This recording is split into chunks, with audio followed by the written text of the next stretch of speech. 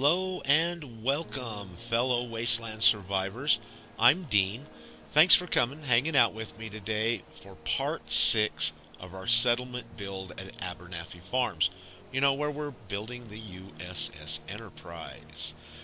In our last video, we were working on the warp core, and so we're going to pick it right up from there on this video. Now, I've already done a couple of other things that we haven't got to see yet. I've got these little arms sticking out with some bigger light boxes on it.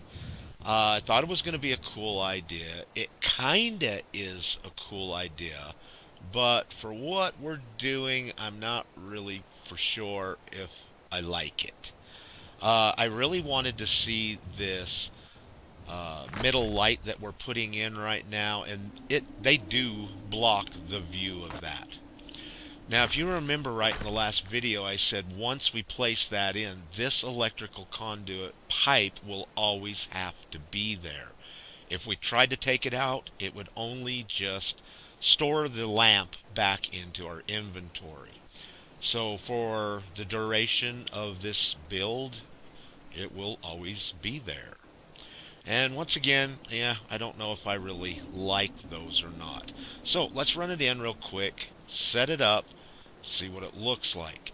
Now, I've already done a little bit of extra prep work in here. Put 3 of those round glass pieces that we find from the Vault-Tec DLC. I think it looks pretty cool back there. I did toy with going all the way around it, but I think it looks best with just 3. Good, we're a good distance from the ceiling, and we've got no light boxes penetrating it. I think it looks pretty good. Yeah, I don't know about these boxes, though. See how it blocks that middle lamp? I think it's a great idea, just not for this build. But if anything else, it does kind of show me that I'm not fully straight and lined up. So it does make a good marker for lining that up. Alright, the next thing that we're going to want to do is build a wall for the front of it. So I've taken a floor, I have a concrete wall, a concrete pillar, moved the floor to the right until I could get this door to line up on the edge of the floor. The wall that I'd like to make, I would like a door in it so we can go back to the warp core engine if we'd like to. But on the other side, I'd like to try to fit some glass in. So that's why we've moved the door all the way over here to the right. Now, we're going to take a couple of these metal posts that I've already pre-put together at a certain height, which just happens to be the height of the ceiling in our prefab. Now, there's a couple of things to notice while I'm doing this here. First of all, if you'll see on the ground there, I've got quarter floorboards in instead of full floors. Quarter floorboards are a little bit thinner than a regular standard floor. So by doing that and placing these out on the edge, like we're doing, or the first one we did, and the third one we'll do here in a second, it's making them a little lower than the middle metal post. So it kind of looked weird, especially when we made our cross member a little later on. So I did have to replace those floors with regular floors and then put them back in again correctly. And yeah, I think it looks pretty good. They are going to penetrate out the top of the ceiling a little bit on the sides, but hopefully because of the generous collision area at the top of the metal posts, we won't have an issue with it. I'm crossing my fingers. Alright, now I'd like to make something to go across the top, to frame the top of the door in, also frame the top of the glass that we're going to put in. And I think these little military containers, or ammo containers, whatever you'd like to classify them, will work great. They're about the thickness of a metal post. They're a little bit thicker. They are green, but they're a dark color, so they'll kind of match up. And I think they'll work pretty good. Now, there's a couple of ways we could put these boxes together. One of them is by using the carpets.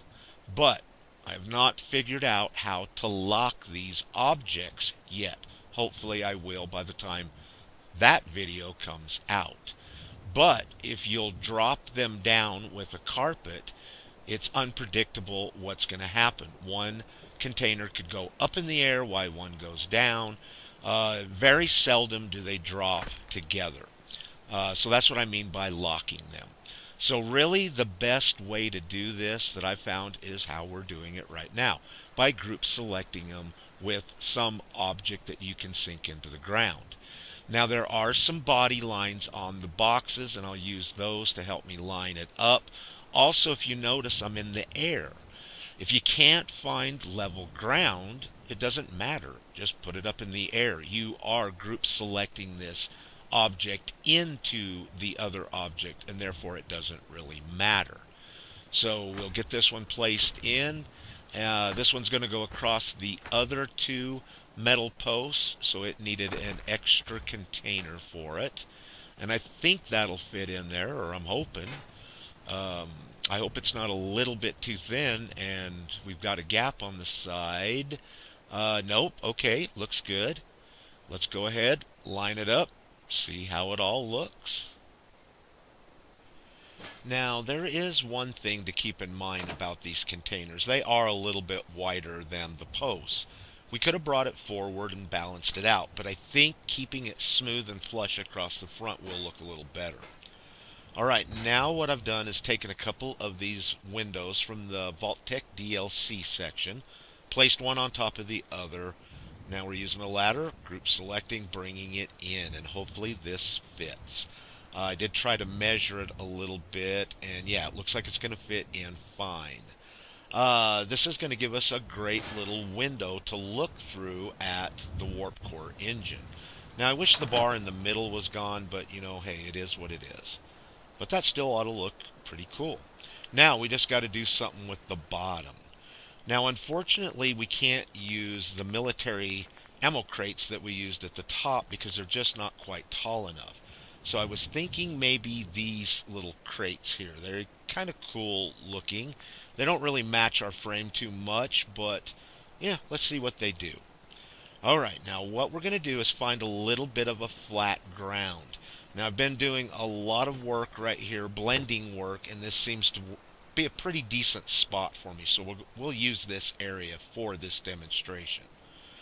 I've taken another crate, we've put it on two carpets, and I'm going to use the textures of the crates to line it up and get it pretty straight. Once I've done that, I'm going to use these two squares and try to line them up.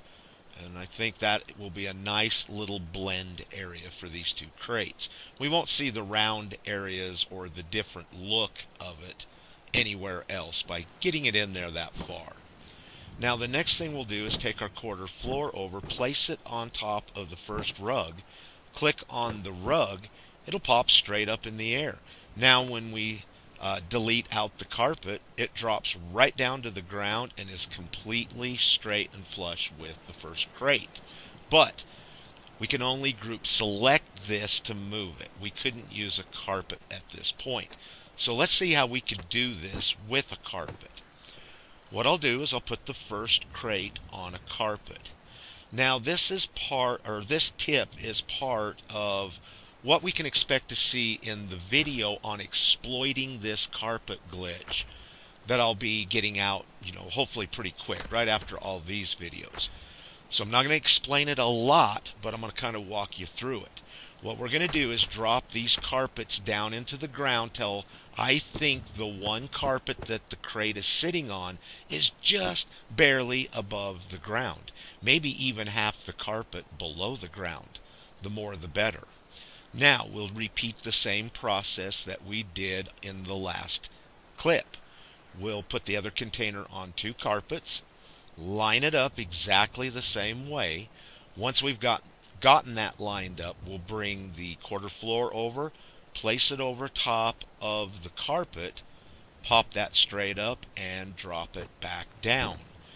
Now what's going to happen by doing this is this crate that we're ready to drop that's on the carpet went right to the other carpet, and it thinks that it's the first crate on the carpet, and they're actually locked together now. And even if we delete the black carpet, they would both drop down equally. Now I can't put this in permanently right here because since these can be carpeted, when I delete the floor out to group select this to move it into the build, those would just drop right to the ground. So we'll actually have to put these crates in the build once the wall has gone in. And I really do like that. I think that's pretty cool.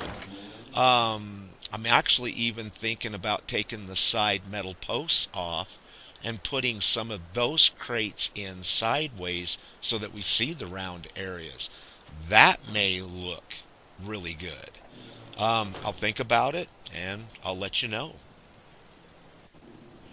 Now, our next project is going to require a tip that we saw in the third video of the electrical tips and tricks series.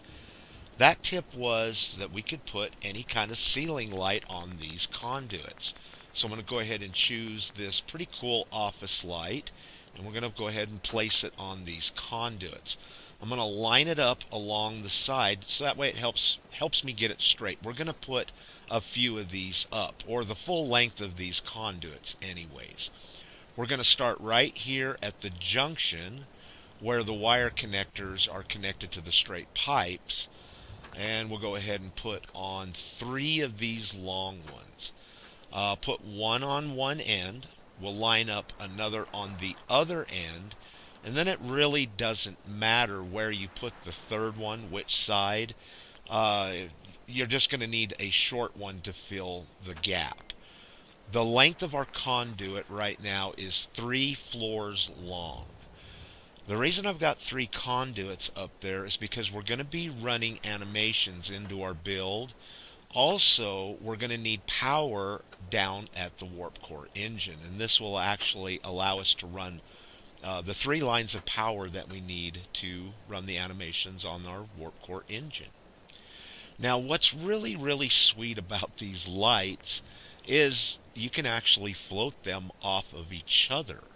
So you could put one light up on a conduit, and then you could realistically put all the lights up without any other conduits, just by floating them on each other. Now, what I'm really going to need to do is pay attention to how straight I get this. The project we're going to build is going to be extremely technical, and it has to be as perfect as it possibly can be. And you can see I got that pretty dang straight. I think that's going to work okay for us. Alright, now the next part of this project is the start of, like I just got through saying, it's going to be pretty technical. We're going to use a lot of objects to create one object. And we're going to start off with these little signs that we can find in the Nuka World DLC in the, what is it, the one where Cito's at, who cares. Anyways, you can find this sign in that category. It's a metal sign, and it's got some really neat textures on it. Even kind of looks like bolts or screw holes, whatever, in it. So I think it's going to give us a pretty good look. Now I'm going to want to repeat this process the whole entire way down the length of these lights.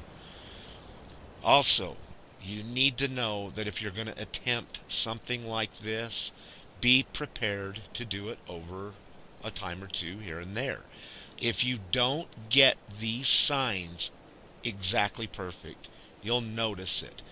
They're just thick enough that if one's popping out or in a little bit, you'll see it. It'll be a nice big old thick line there. So it takes a lot of time and a lot of patience to line these all up. But trust me, it's worth the effort. What we're going to make here, which I don't want to give it away quite yet, this is going to make this a phenomenal look, or give it a phenomenal look. My brother and I were talking the other day, and since we are going to enter this build into the school zone's settlement competition build, he said, I better pick my game up because I'm probably going to be up against some pretty stiff competition. I agree, and that's why we're going to go the extra distance here. Okay, the next thing that we're going to add in is some pictures. We'll go ahead, we'll group select them and move them over to our build. Now where I'm placing these pictures is on the other side of the light going down. What we're trying to make, and I guess it's time to spill it. I tried to build up some drama, but I don't think we did that. But anyways, we're trying to build what might look like a computer console or the upper part of a computer console.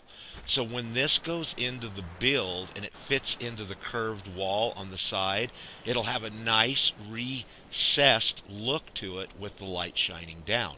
Plus, those office lights up there are hiding our conduits very nicely, and we can run our power all through this build easily. Now we just need to make some things to go from the bottom of the pictures to the floor. And I think we'll start off with something that might resemble a console. Now, you could use some tables, but they got legs and feet and whatever. So I think that repeating what we've just done using a wall-mounted shelf will give us a pretty cool console look. So we'll go ahead and put some of these shorter office lights on those. They float on there just like the conduits. And we'll take a few minutes, line these up. You will want to get these pretty good, but it doesn't have to be exactly perfect. There is a little bit of room for error. But what's really nice about this after you've done it is they still snap to the walls. And by doing this, no matter where you want to put that shelf, that light will go there. Now, I'll be able to move that up and down to adjust for whatever we're going to put in as, the bottom walls. Okay, now, this is another part of the video that we're going to see about exploiting the carpet glitch. Now, I know I'm just teasing you guys because I haven't fully explained this yet, but it's still important to show it because it is part of this build. I've taken an arrow and put it on a picture. Of course, once again, that is a tip that we saw on the school zone. I've aligned our new console up that we've just built by that arrow, and then I've placed a TV on some carpets. Now I've used the concrete pillar to lift it up so that we can get the carpet where we want it to be. But once we take that carpet out, it'll drop down in the same spot exactly every time. This is so extremely reliable, it's not even funny. But anyways, we'll see it one more time, well, a couple more times here, so that you guys can see just how reliable and easy this actually is. Now there is a fine line to how high or low you can lift these carpets up. If you get it a little bit too low, then it's going to want to jump in the air. And once again, don't have the time to explain why. We'll save that for the video that will be coming out on that subject. Now, once again, once we've got our TV on our little wall-mounted shelf, it's locked to it, and we can move it anywhere we want to that wall-mounted shelf will snap up to. And of course, we'll just see it one more time real quick. This isn't really speeded up. It's really this quick. Once I show this to you guys and you work with it for a while and you master it, wow, you guys are going to be building some crazy stuff. I know you are. Okay, I think we've seen enough of this. The next thing we're going to want to do is kind of dress up our computer console a little bit. I've went ahead, put our consoles on so the TVs are in. They're sunk into the pictures. They look super good. Putting a few light boxes up. Since we're running an animation into the build, I thought we would leech off of it with some of these small box lights, and maybe we can get them to blink. and it'll look like a computer calculating or something like that. So I'm just randomly putting a few of these light boxes in. If I ever need to change, they'll be super easy to take out and replace or put into a different area. Just like I'm doing right now. This one was sticking out just a little bit, so I took it out, put it back in so it's a little bit closer to our little sign that we've got. Okay, now that it's all together, I've made a quick save. Let's go put it in and see how it's going to look. By quick saving, in case we need to make any adjustments, all we have to do is reload the save, make those adjustments.